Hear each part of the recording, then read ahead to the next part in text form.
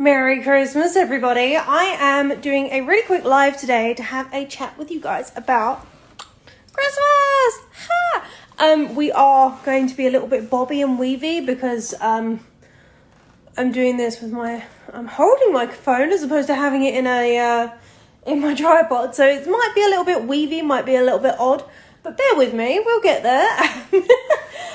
So I want to run through today some things that you guys can do to have a successful Christmas with your dog, because it's really important, right? We all want to have a lovely Christmas, and if our dog decides that they're going to jump on all our guests, eat all our food, and or ingest something, we have an impromptu trip to the vets and a massive bill too. Which is not what anybody wants under the tree for Christmas, is it? So, I want to help you guys to set yourselves up for success through the festive season, and yeah, I'm going to go through a couple of things today, including polite greetings, a few poisonous things that you might want to watch out for, and a couple of things about the tree, because I know for a fact that trees are interesting to dogs, and I'm pretty sure you guys know it too. So I know that we can all get a little bit apprehensive about the tree and the presents. I will very, very quickly excuse my house because we are in the middle of renovations, and yeah, we're making it as festive as possible, but if you see weird things in weird places, pretty much why. I think we've got a paint tray over there. There's plants in places there shouldn't be plants.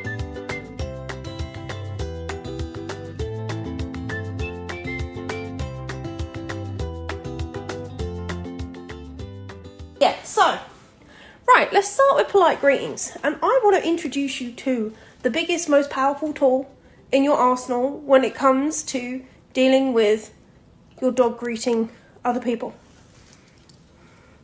Ta-da! Yeah, your friend the leash. If you literally just grab your leash before somebody comes, pop them on the lead, and we manage their behaviour ourselves physically whilst they're learning to greet properly. So as opposed to letting them off lead, greet, and bounce all over your grandma who has a dodgy hip and osteoporosis, and having that problem, if you just pop them on a lead, we can control what's going to happen. We can control how they interact and how things are meant to go. So we know that if they're on a lead, we can walk away from that source of excitement. And I would suggest you do that, because just creating more distance between puppy, dog, whoever. Hi. Shelby says hi.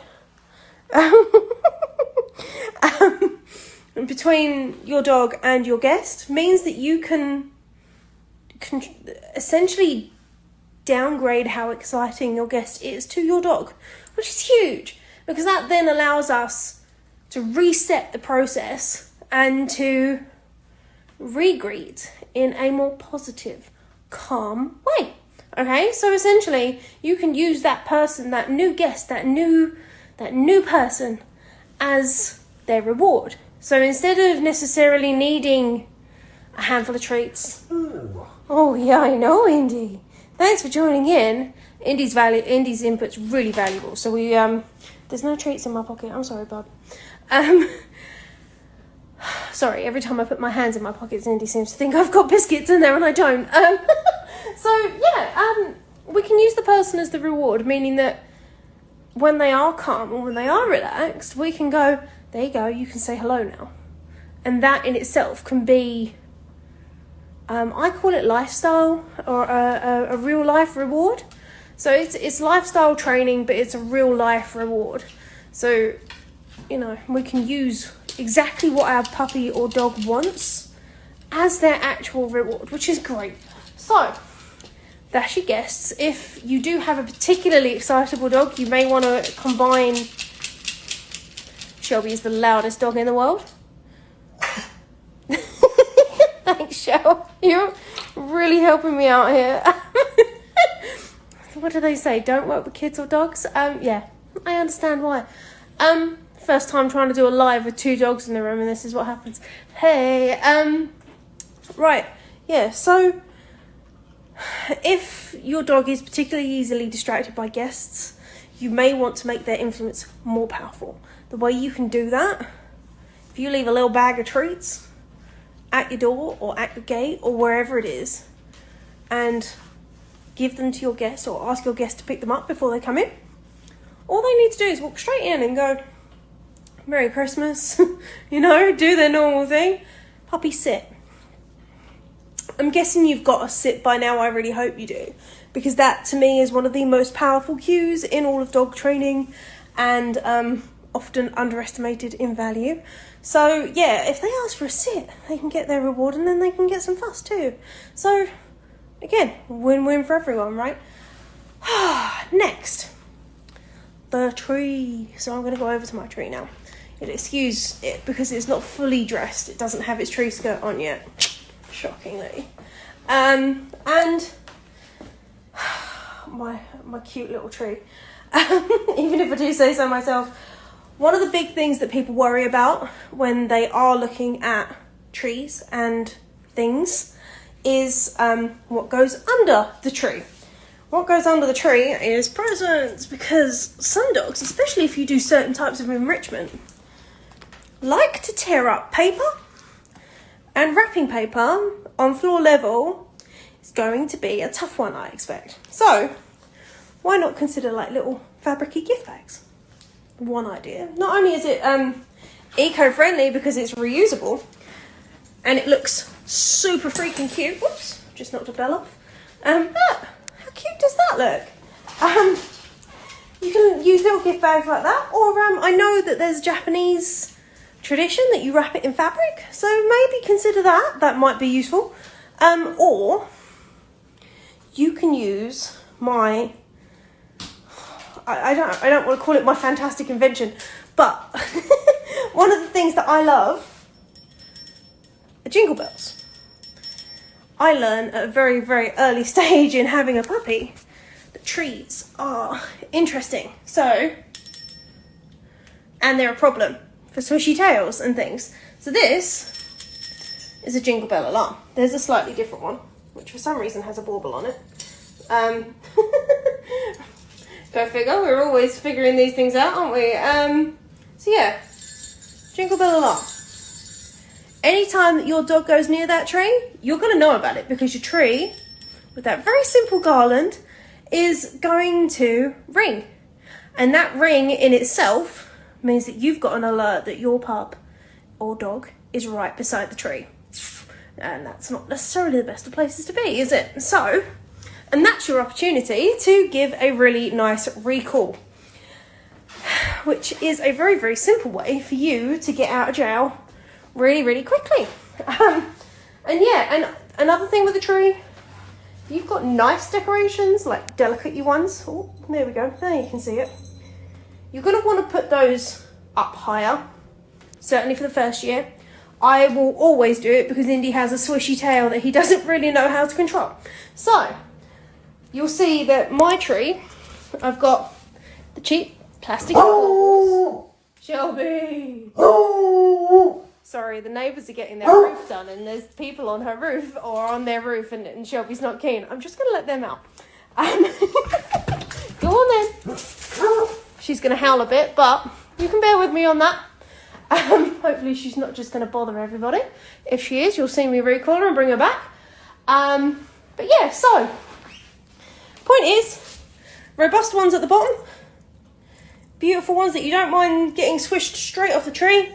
These are all plastic. They're still pretty, but they're plastic, or like fairly resilient sorts of decorations.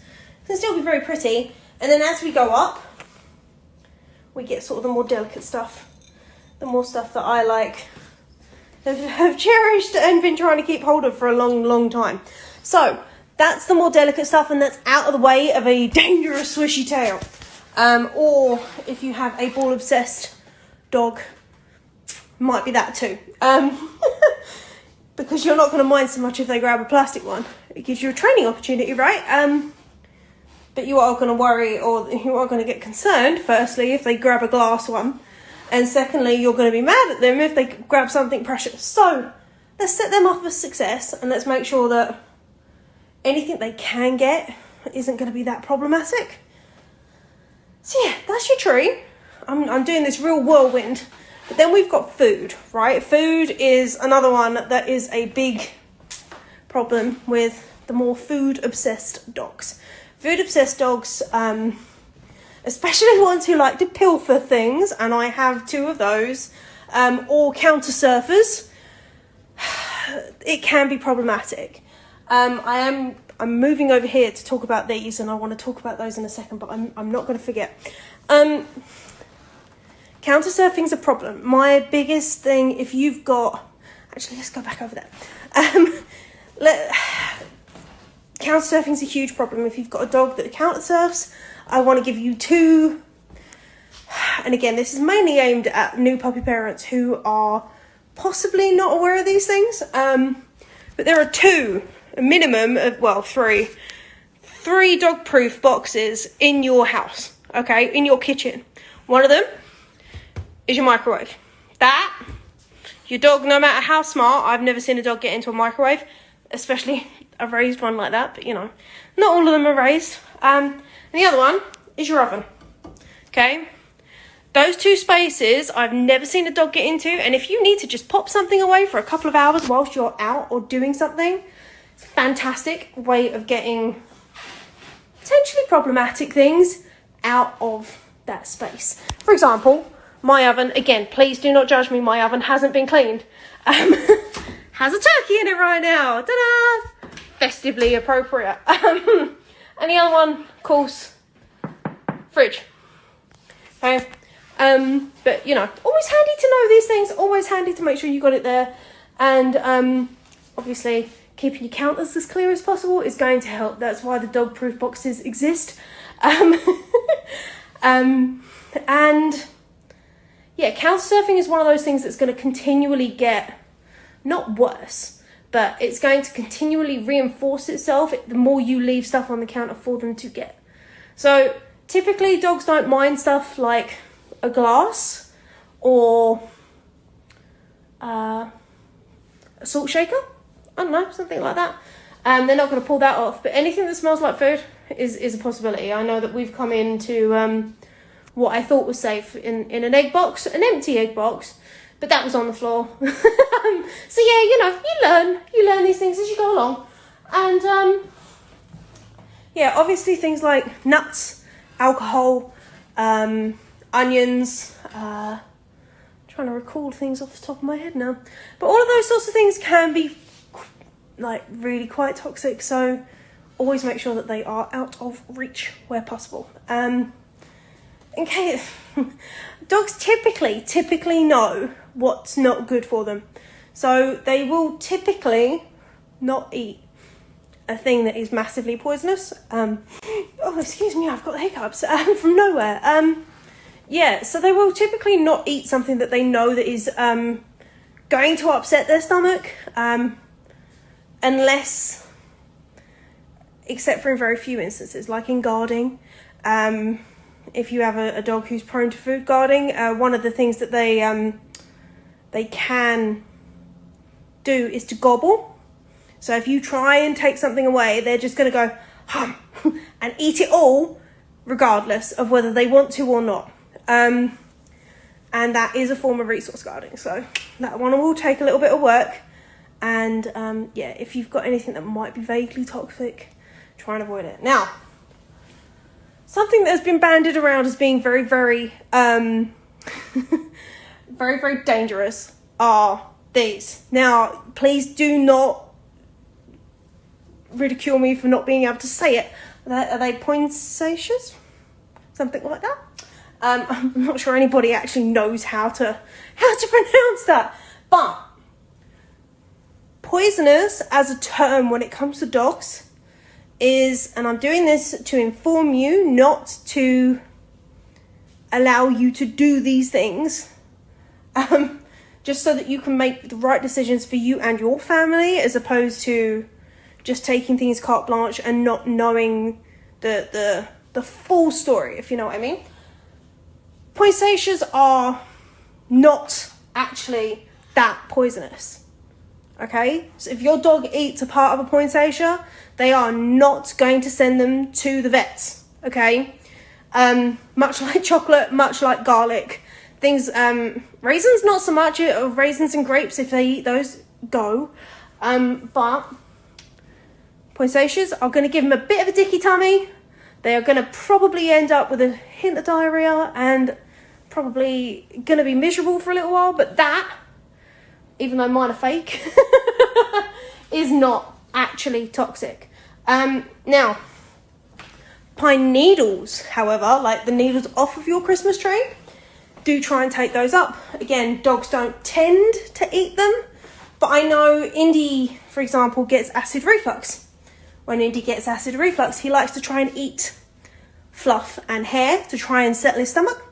I'm not sure what the logic is. It's something I've been slowly researching into. But he likes to do that. And you don't want him picking up pine needles if something like that happens, okay? So, the other one that you do want to watch out for are these berries, okay? These are, I think these are real. I'm not actually sure. Wreath I ordered from Lively Root. It's gorgeous, it's very, very pretty. But those red berries, they're not good for dogs. So, if you do have something like that, make sure that you try and keep those out of reach if you can. And yeah, it is a bit of a minefield with Christmas, but as long as you know the headlines and you apply a little bit of logic, you can generally get there. And pretty much if you stick something in Google and go, is cream cheese safe for dogs? You'll find it, okay? So, you know, cream cheese as a point of reference is pretty safe for dogs, unless you're buying some very strange cream cheese. The other thing I want to remind you about with Christmas is that your dog does still need sleep. Okay, no matter how many guests, no matter where you're going, they still need sleep. Okay, so you are going to want to make sure that you structure in, if you can, downtime for your dog, especially if they're young and excitable and very vibrant as a dog. You're going to want to make sure that they take that break, because they are going to become a little bit cranky if they don't. And one of the ways you can do that is with a Kong, and which is why I've actually already got mine prepped and in the freezer. Ta-da!